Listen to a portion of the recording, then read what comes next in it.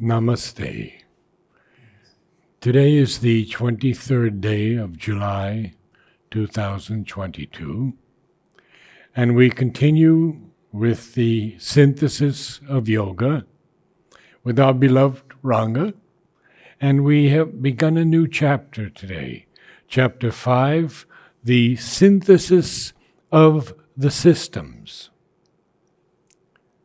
And you'll do a little recap of the previous first.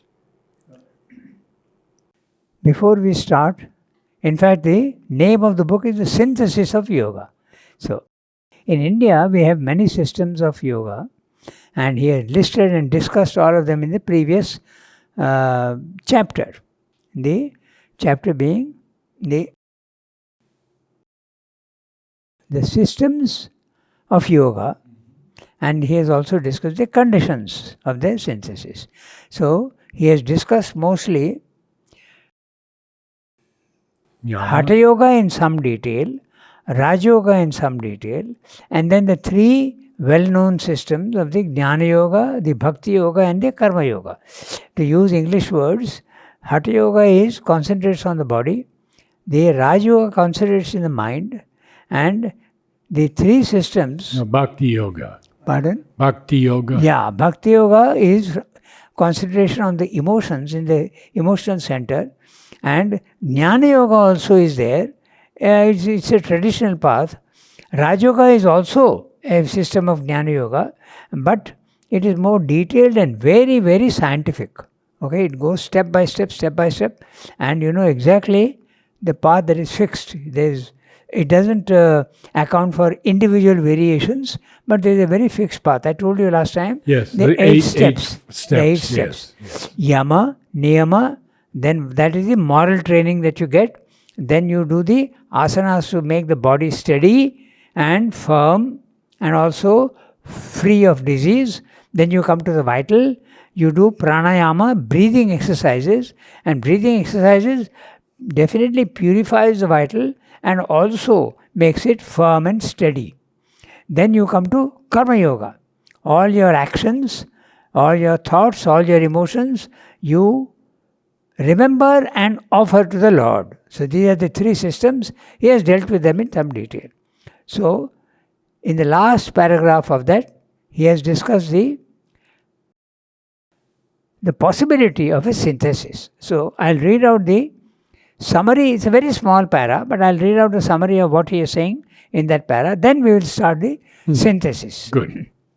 So what he is saying in this last paragraph of the previous chapter, from the integral point of view, we can see that all the three paths are really one, leading to the union with the divine. Okay? Then he says, divine love should normally lead to perfect knowledge because of intimacy with the personal divine. So it becomes the path of knowledge. On the other hand, love naturally associates itself with service to the divine. Therefore, it can give the results of Karma Yoga. Then he says, conversely, knowledge of the divine should automatically end in the love and joy of the divine. Karma Yoga also culminates in love for the master of the sacrifice. So, the three paths can merge in the end. So now this is what he said in the last paragraph of the previous chapter. So now he starts discussing how to synthesize all of them. Okay? So, two things he will tell you in the beginning. You can't do them all pell-mell all together. You can't do that because it will be a confusion rather than a synthesis. And the other thing is, you can't do them all one by one serially, except in the case of Ramakrishna, because he was an extremely a genius of no ordinary stature. He was extraordinary. So he did that. Each one he practiced 6 months, and got the essence of each one. Yeah, when we come to that, I'll go that into a little bit. So, how to do the synthesis is what he's going to suggest. I'm reading the first paragraph. By the very nature of the principal yogic schools, each covering in its operations a part of the complex human integer and attempting to bring out its highest possibilities, it will appear that a synthesis of all of them largely conceived and applied might well result in an integral yoga. But they are so disparate in their tendencies, so highly specialized and elaborated in their forms, so long confirmed in the mutual opposition of their ideas and methods, that we do not easily find how we can arrive at their right union. So, you can't practice all of them together. In fact, they even contradict each other. We know very well that reason and emotions are contradictory. Yes. Okay, so this is always the problem in many philosophies also. So there is a famous saying of, I think it was Pascal, who said, Le cœur this is French, okay. Le cœur a ses raisons que la raison ne connaît pas. The heart has its reasons that reason does not know. So, this conflict is there between the Srila is mentioning this conflict. The body's tendency is to be in the physical world and act. And on the other hand, the Jnana Yoga is telling you, don't let your mind act, make it silent. So, all these contradictions are there. Okay, so Srila is saying, you can't practice all of them together. They're contradictory. And this does not even take into consideration the Buddhistic philosophies. Yeah. He doesn't even mention them here. Yeah. That's right. So, then how to do it if you don't do together? He will tell you little by little. Okay? So, we go to the next para.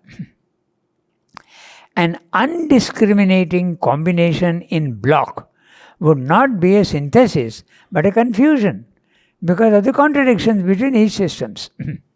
Nor would a successive practice of each of them in turn be easy in the short span of our human life, and with our limited energies, to say nothing of the waste of labor implied in so cumbrous a process. So, nor can you practice them all together, nor can you practice them in sequence one after the other. Time is too short for the second one, and in the first one there is too much of confusion. And so, Ramakrishna, can you tell us a little more? We'll come to that. Good. Okay.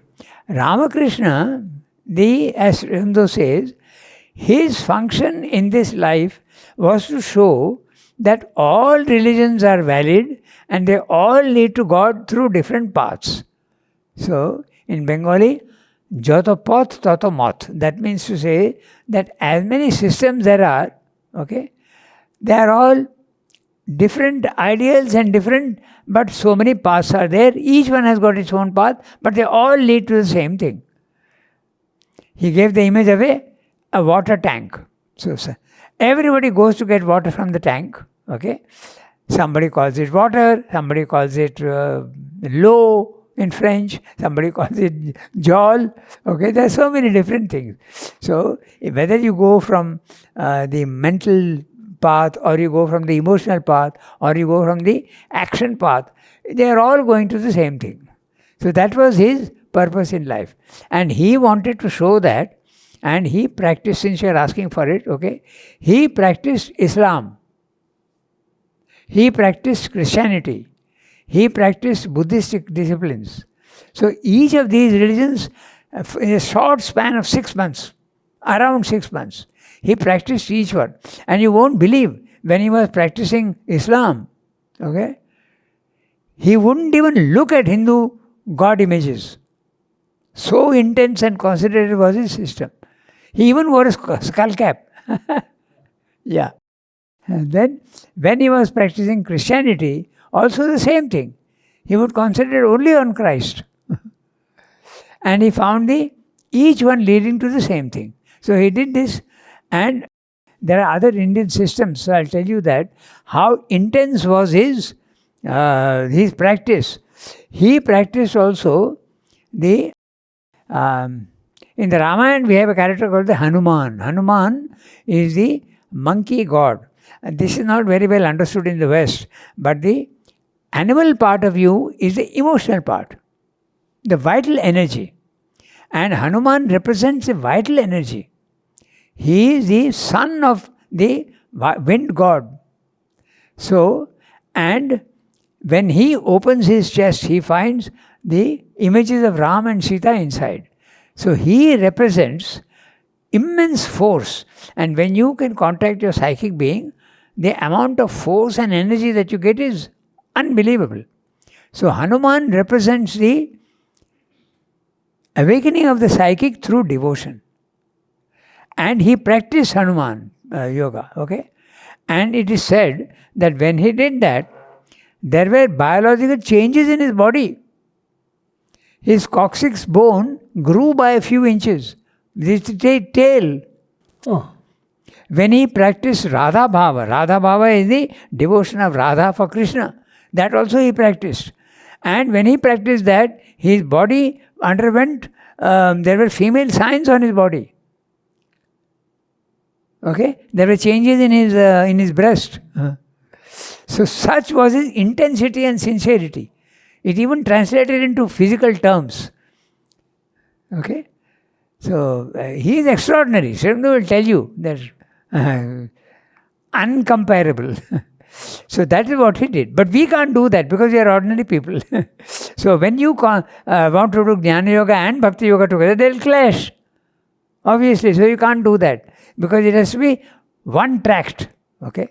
Then you can't practice them all one by one also in one sequence because time is too short in one life. Yes, yes. So that's what he's saying. So how do you do? He will tell you. Okay? An indiscriminating combination in block would not be a synthesis but a confusion, nor would a successive practice of each of them in turn be easy in the short span of our human life and with our limited energies, to say nothing of the waste of labor involved in so cumbrous a process. Sometimes, indeed, Hatha Yoga and Raj Yoga are thus successively practiced. And in a recent unique example in the life of Ramakrishna Paramahamsa, we see a colossal spiritual capacity first driving straight to the divine realization, taking, as it were, the kingdom of heaven by violence, and then seizing upon one yogic method after another, extracting the substance out of it with an incredible rapidity, always to return to the heart of the whole matter, the realization and possession of God by the power of love, by the extension of inborn spirituality into various experience, and by the spontaneous play of an intuitive knowledge.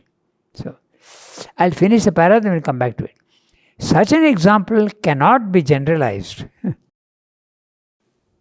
Its object also was special and temporal, to exemplify in the great and decisive experience of a master soul the truth now most necessary to humanity, towards which a world long divided into jarring sects and schools is with difficulty laboring, that all sects are forms and fragments of a single integral truth, and all disciplines labor in their different ways towards one supreme existence.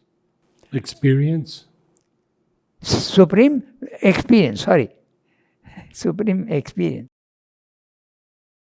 To know, be and possess the divine is the one thing needful, and it includes or leads up to all the rest.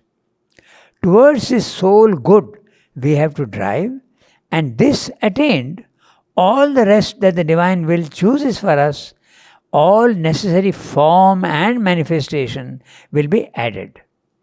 So, it's quite clear what he is saying, and he has described the Ramakrishna is saying very much, but he is, maybe you know, maybe you don't know, I don't know, but why he is saying the kingdom of God by violence? Because this is something extraordinary what he did. Okay. He was, long ago, when the cinema started in the playground, way back in 1955 or maybe 56, it was a small screen, and one of the first films projected was a film on Ramakrishna. And mother was watching that, and one scene is there where he is rolling on the coast of the Hooghly River, the Ganga, okay, and saying, "Show yourself to me, show yourself to me. Dakha de, dakha de." He is writhing in pain. He is so intense was it. So that is the violence that he is talking about. So it was, and Sri Aurobindo does not recommend that violence. He says it should be a calm, quiet, peaceful, because he paid a price for it. Ramakrishna paid a price for it. There used to be a burning in his body. Okay. So anyway, dakha de, show yourself to me, show yourself to me, I want to see you. Such was his intensity that one day, because he was not getting the vision of the Divine Mother, he took a sword and was about to cut off his own neck. And then the Divine Mother appeared to him. So that is the violence that Sri Aurobindo is talking about.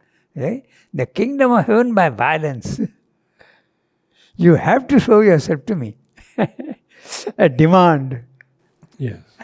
So this is what he's saying. The kingdom of heaven by violence. Okay. Sri Aurobindo writes to his wife Mrinalini also, in one place he says that I have come to know that there is the divine, and now I have made a resolution that I must know him in every way, and that is the only purpose of my life. Therefore, if I seem to be neglecting you and all that, you have to understand. Okay? Because she is complaining that you are not supporting me, you are not doing anything for me. After he came over to Pondicherry, she used to live with her in-laws and her own family. And so she is writing to him that you are not supporting me in any way. And Sri Aurobindo replies to her in a very, explains his position, that this is what I have to do this. So, Ramakrishna's case cannot be generalized. We cannot do that. So, he is ruling out two methods. One method, practicing all together, and the other, practicing one by one. Both are not possible. Then what should we do? So, that he will tell you. Okay? Over 2-3 paragraphs. But basically, so that we understand this, Sri Aurobindo does not tell you, I am going to do this in 2 sentences. He goes one by one, and then it's up to you to get the essence of each para and say, oh, so this is what he's saying. Okay? So, he doesn't tell you what he's going to do. That's his style. Okay, so, it might be useful to tell you from before what he is going to say. He says we should look for a common principle in all of them. And the common principle that we will use is, we go through the Divine Mother. We surrender to the Divine Mother. That's his main. And of course, the system is, in the Mother is very clear in the first paragraph itself. First of all, an aspiration above. Constant aspiration through remembrance. The second one is surrender to the Divine. Don't all the events that happen in the world, there are unhappy events and happy events. Happy events we exult. We become very happy and we are excited. And unhappy events we suffer and we react. So both of them should be accepted as though they are coming from the Divine with as much calmness and equality as you can. And the third method, rejection of all that is an obstruction in you. Negative things that you perceive in yourself, you have to reject. Keep rejecting, keep rejecting. So this is essentially these 3 things with surrender to the Divine Mother. The beautiful first paragraph in the Mother. Yeah, that's it. Yeah, that's it. That's right. The triple effort. Aspiration above, surrender. And divine grace from above that answers. And the rejection of everything. That is negative in you. Okay? So, but the basic thing is the Surrender to the Divine Mother. We go through Prakriti in Swaramdas Yoga. Most of the other yogas you go through Purusha, but here in Swaramdas Yoga you surrender to the Divine Mother. She will do everything for you. This concept is not absent in the Advaita philosophy. It is there. There are many texts.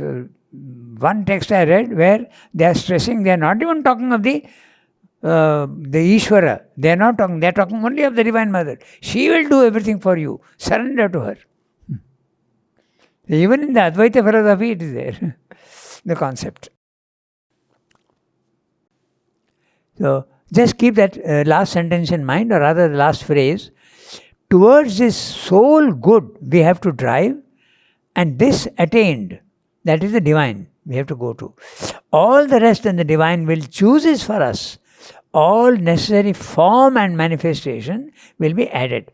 Form and manifestation in the physical world. What you need to do and what you don't need to do. Surrender to the divine, and the divine will decide for you what you should do and what you should not do. You don't decide what you want to do. This is something that I find the young people are struggling with.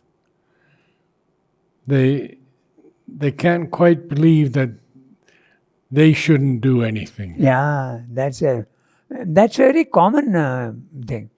But all yogas agree that you are not doing anything. It is nature that is doing. There is no freedom at all in you. It is nature that is doing anything. This concept has been stressed in all the yogas. Okay, so we can explain this in many ways. It is nature that is making the river flow. It is nature that is putting the sunlight. It is nature that is making the tree grow. The tree is not growing by itself. Exactly in the same way, your body is also growing by nature. You are not growing your body. So, your body, your vital and your mind are being acted upon by universal nature. But you think you are doing. Exactly like the tree is growing, but the tree doesn't think that I am growing. It accepts what nature is doing. Nature is doing exactly the same thing for us. But because we have an ego, we think we are doing. It's not true. The body is activated by physical forces, the vital is activated by vital forces, the mind is activated by mental thoughts. And mental thoughts, vital forces and the physical forces are all universal nature. You have no freedom. And how do you get from universal nature to the Divine Mother? Yeah. The Divine Mother is a conscious universal mother. Nature is the fallen condition of the divine nature. You see, it seems to be unconscious, but there is no real unconsciousness. When the river is flowing, you feel that it is unconscious, but there is consciousness hidden deep inside. Okay? So, this is what, so when you go to the self, you escape by any of the yogas, you escape in your soul, goes out of your body, mind, life, and you reach the self, which is the Atman, or you can call it the self.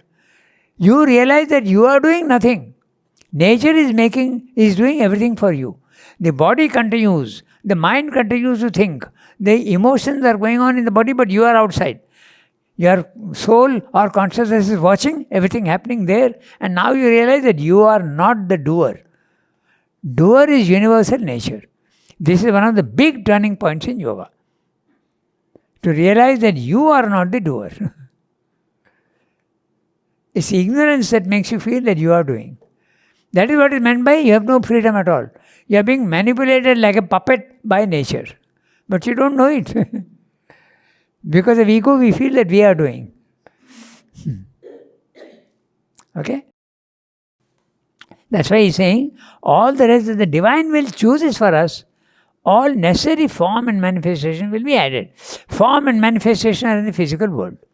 Your form and what you have to do in the physical world will be decided by the divine. In the beginning, we are deciding, but actually it is nature which is pushing you to do what you think you are doing. We could take for a moment Shraddhavan, who built Savitri Bhavan. Yeah. I feel that she fulfilled her purpose in the world. She was impelled by her own nature, universal nature, through her own individual nature to do it. Okay. So, we read the synthesis we propose. Now Srimdo comes to the synthesis that he is proposing. The synthesis we propose, and this is a style that Srimdo uses all the time. Whenever he says we propose, he means that I am proposing, but he doesn't use the word I anywhere. Very rarely, only in one or two places, Very rarely, he uses the word I. Yeah. Okay? And very often in Savitri, he uses as if. Yeah. As if this happens. He doesn't say it is happening or it does happen, but as here if. also, in Life Divine and Synthesis also, he does the same. He takes you by the hand and slowly, gently shows you all the possibilities. So,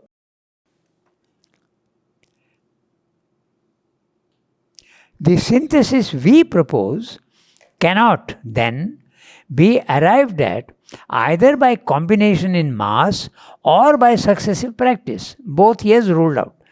It must therefore be effected by neglecting the forms and outsides of the yogic disciplines and seizing rather on some central principle common to all, which will include and utilize in the right place and proportion their particular principles, and on some central dynamic force which is the common secret of their divergent methods, and capable therefore of organizing a natural selection and combination of their varied energies and different utilities.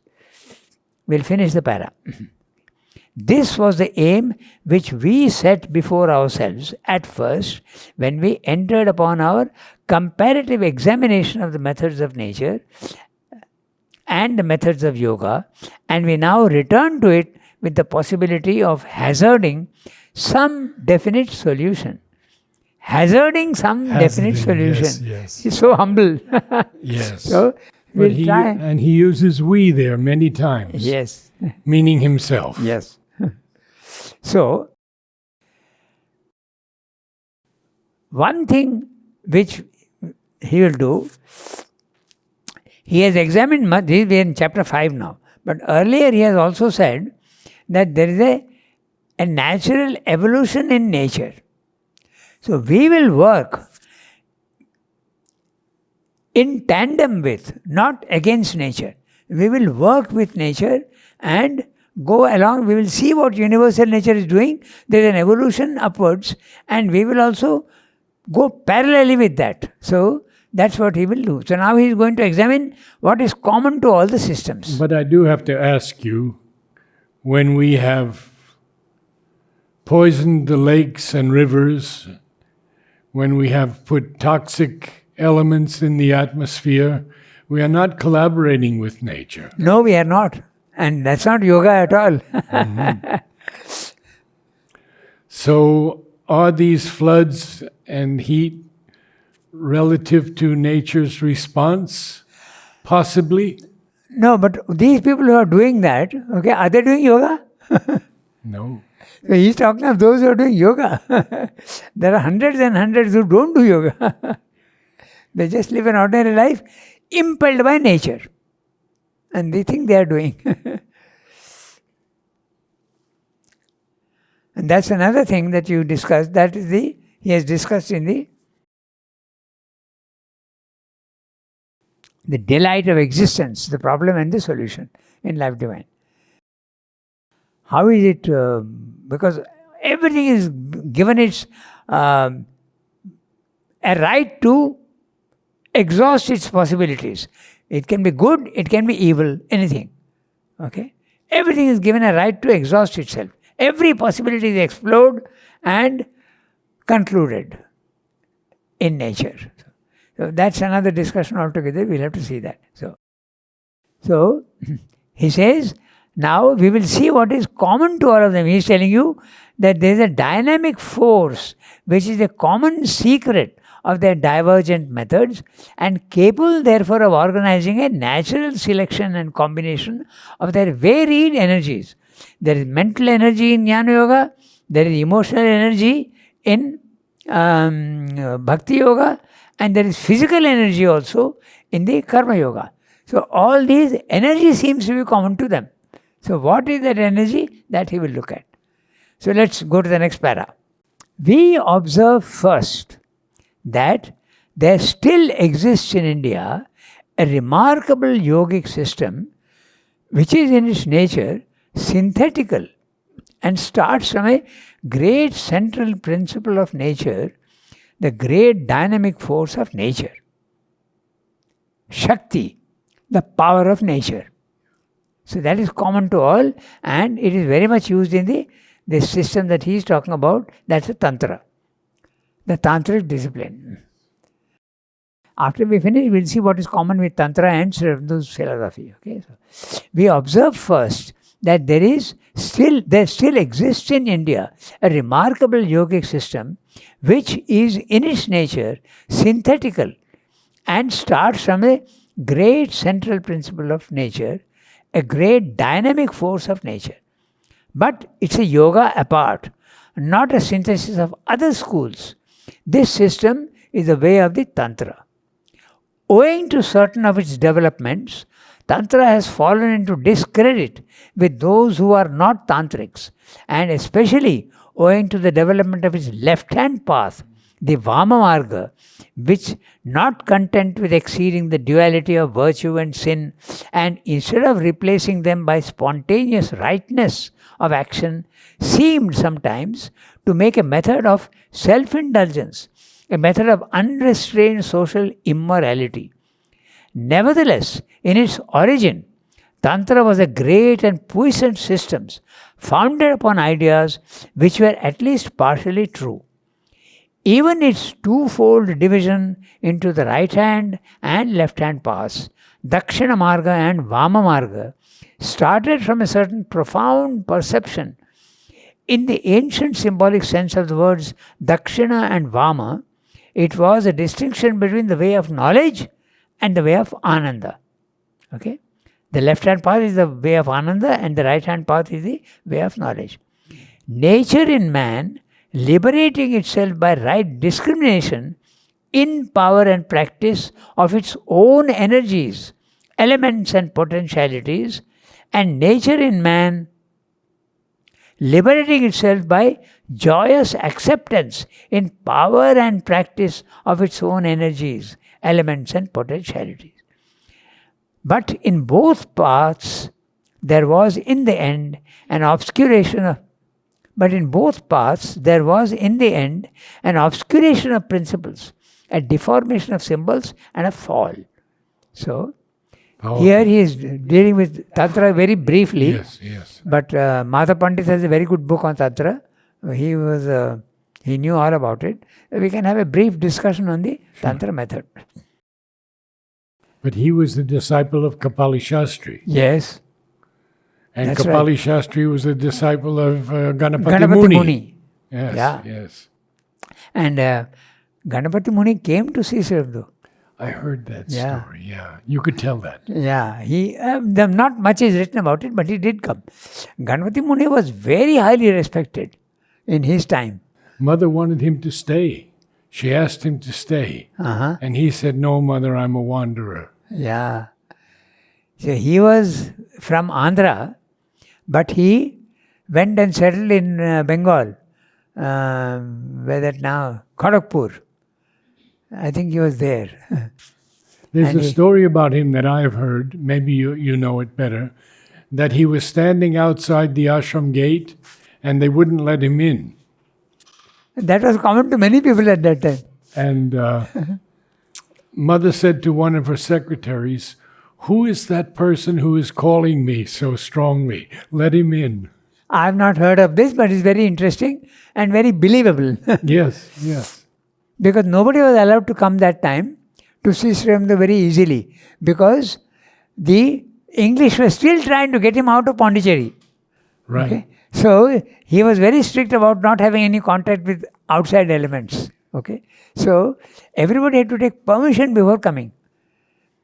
I'll give you two examples. Even in 1950, okay, I have a 90-year-old in my place, and when he was a 16-year-old, his name is Parikshit. Maybe you know him. Parikshit, yes, Yeah. I know him. Very He well. was running the Kozanov garden. But now he's 90 years old, his dementia has set in, so he doesn't remember anything.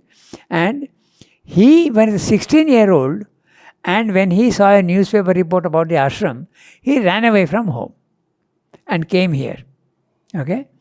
He was 16 years old. And when he came, they scolded him. Why have you come without permission? Who asked you to come here? So, but somehow he managed to meet mother. Nolita came out and met him. And then mother told him, yes, you will go and work in the press and all that. She gave him some work and all. When my father also came first time, my father read the Mother. And that changed his life. So he came to see in 1943. He came here. 43. Yeah. Wow. And it was very difficult. Because you can't come without permission. How did you come without permission? But there were a few people from Andhra also. So somehow or other, he managed after a few days. And mother gave him permission to bring the whole family. So all of us came in 1945. My father, my mother, my elder sister and my younger brother. All 5 of us came. And we used to stay very near the ashram. We were given a place where we were staying there. So it was difficult to come at that time, yes. And Ganapati Muni had also met Ramakrishna also. He was highly respected in his day. He had poetry in him. He used to write poetry. Yes. So, Tantra. So, the traditional yogas in India, they go through the Purusha aspect, the consciousness aspect. Okay? Even the Bhakti Yoga, they go through the Purusha aspect. Tantra goes through the opposite. It goes through the Shakti aspect. In the highest level of consciousness, you have Sat, Chit, Shakti, Ananda. Sat is existence or subtle substance. Chit is consciousness. Shakti is force, power. They are different. Usually, Chit is considered male and Shakti is considered female. But this is a conception only, and you have to understand it the right way, because it is executive. Chit has knowledge. It gives the power, the way to use its power. Okay? And there is Ananda. So these are all there. And most of these traditional yogas, they go through Purusha aspect, concentration on the existence aspect and the conscious aspect. Tantrics go through the Divine Mother, Kali. They worship the Divine Mother. They worship the Shakti. And that's why they get power also in life. The other yogas don't get power. They go to the self and they are liberated, they are very happy. But Tantrics want power in the world. And there are misunderstandings about Tantra. Tantra practices all sorts of things which you would consider disgusting. But the reason is, in yoga, you must have disgust for nothing. You must be absolutely calm and quiet and without any either too much of attraction or distraction or repulsion. You must have none of these. You must be absolutely calm. So they train themselves to do this by doing those things which are forbidden. So they drink and they womanize. They drink even from a skull. They drink. They even go to the extent of, sometimes it's an extreme case, but they eat human flesh. They do all these things to teach themselves to remain absolutely without any reaction. So these are much misinterpreted and they are also thought to be perverse. But this is the truth behind it. So that's the left hand, basically. Yeah, that's the left hand part. Yes, that's yes. right. Okay. Can you tell us a little bit about this tantric yogi that Mother sent a number of people to? Yes. His name was Neelakanta Shastri, and he was in Rameshwaram. Yes. In that island, in Rameshwaram, at the tip of Kanyakumari. Right. He was there, and he was a chief priest there. And he used to come here, and he was a tantric.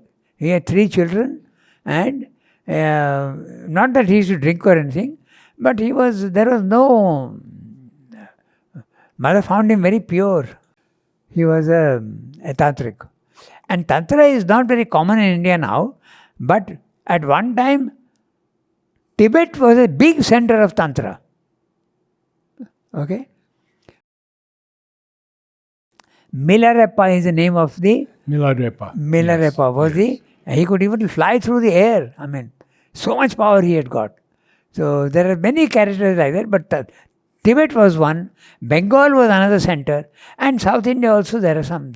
But usually in India, Tantra is not so common, but it is a very powerful system, as Sri Aurobindo is saying. Now, what is common in Sri Aurobindo's yoga and Tantra? There are 3 things which are common. Number 1, you don't reject the physical world. In fact, Sri Aurobindo does not recommend drinking and smoking. Okay, he doesn't say that you. But the tantrics do that. Okay, they indulge in sex also, and here that is not there. But you don't reject the physical world. The other systems are rejecting the physical world. Too impure and too full of perversion and full of falsehood. Not possible. Full of untruth. So we reject it. Permanently imperfect.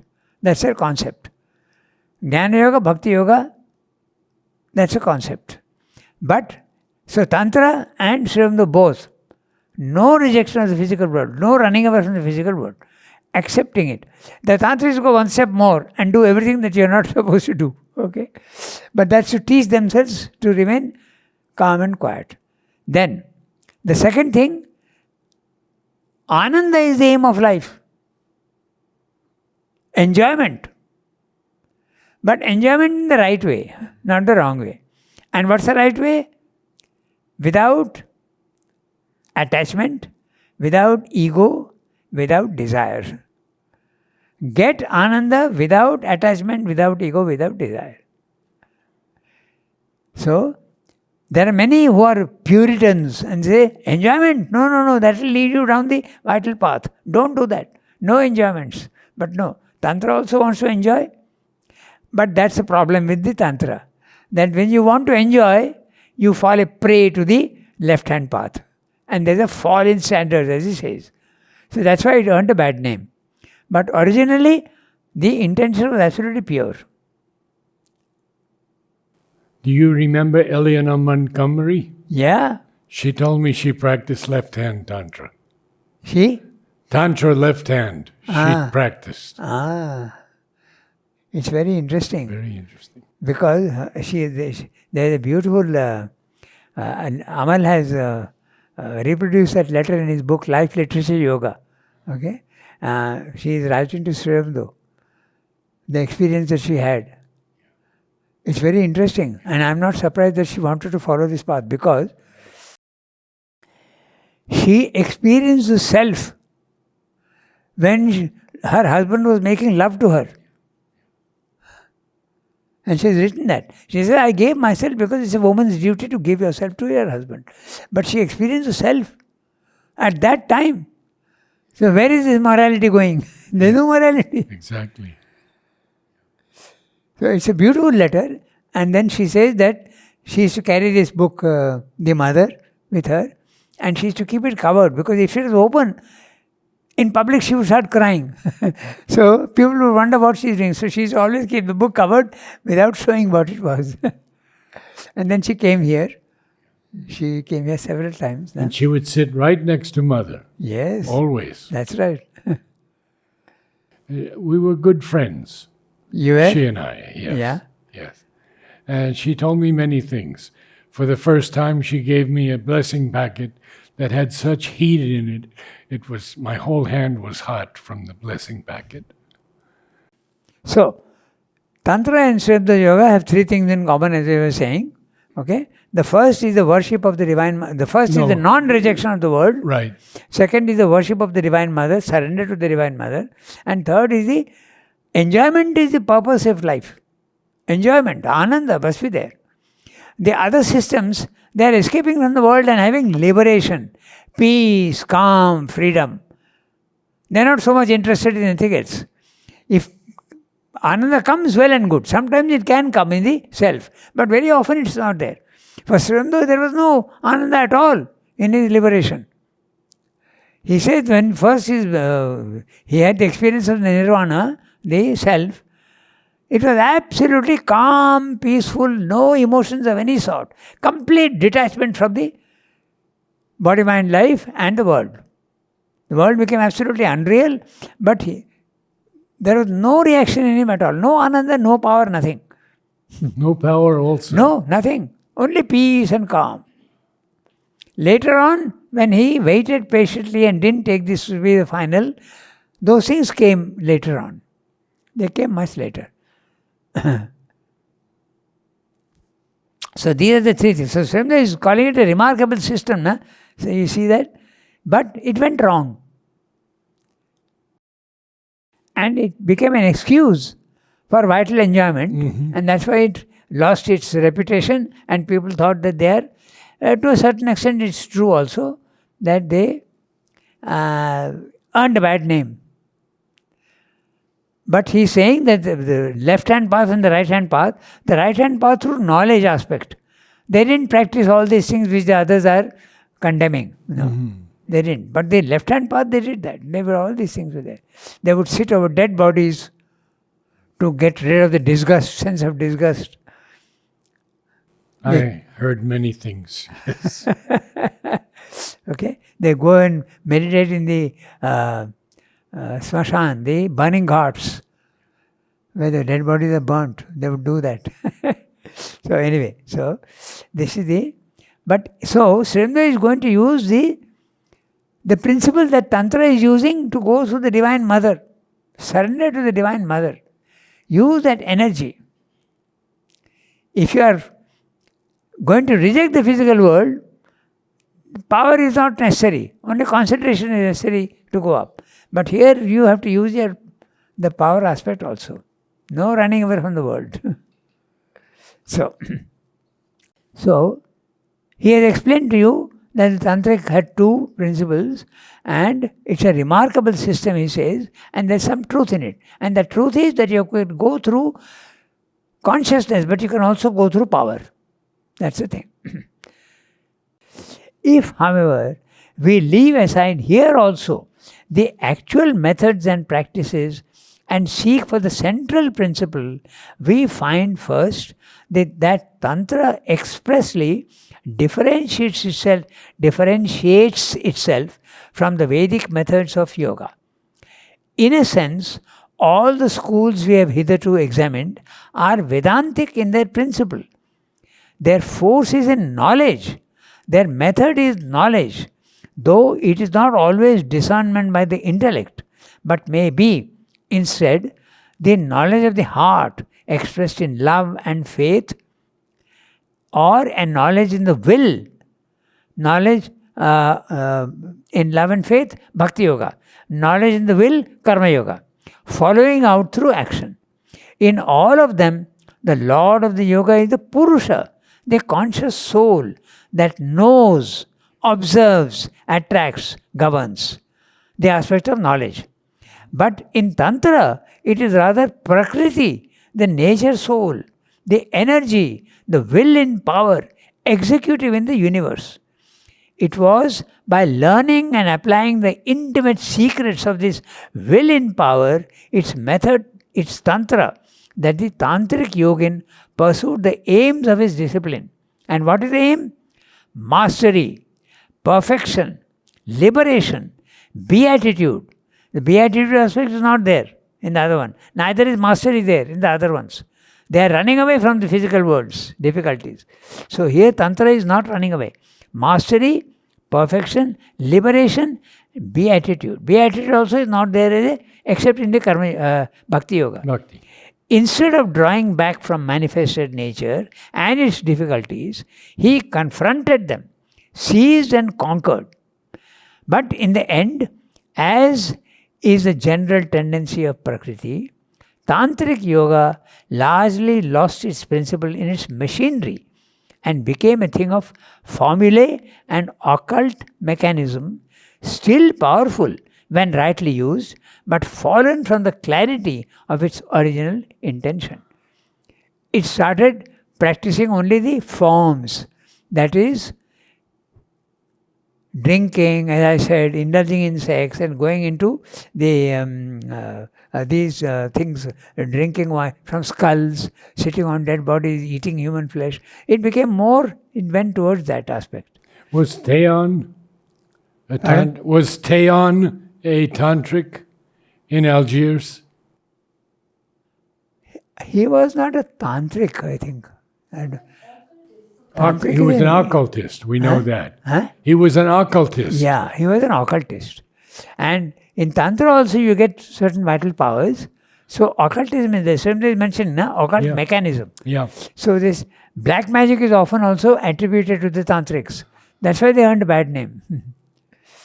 Because they lost the original principle and the original vision. That what is that? Mastery, perfection, liberation, beatitude. They lost that and they got stuck only in the outer formulae. Okay? Continue to do all those things but without the intention and the aim. So that's why they fell from the path. Same is saying that clearly, but fallen from the clarity of their original intention. So, it's not discussed much. So we don't know really how many tantrics there are in India today at present. But until recently also it was there. But they now all have a power. yeah. That power aspect is there. In fact, this that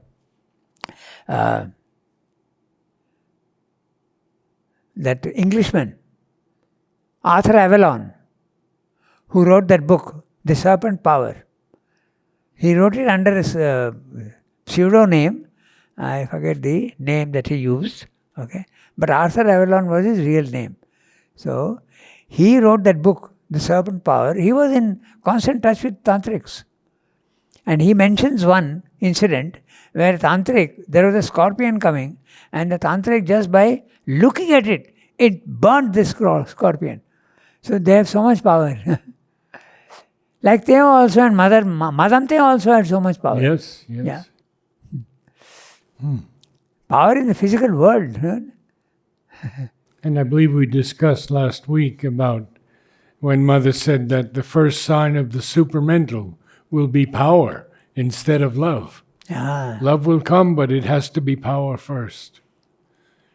It has to withstand the whole negativity of the world. Thank you, Ranga. Namaste.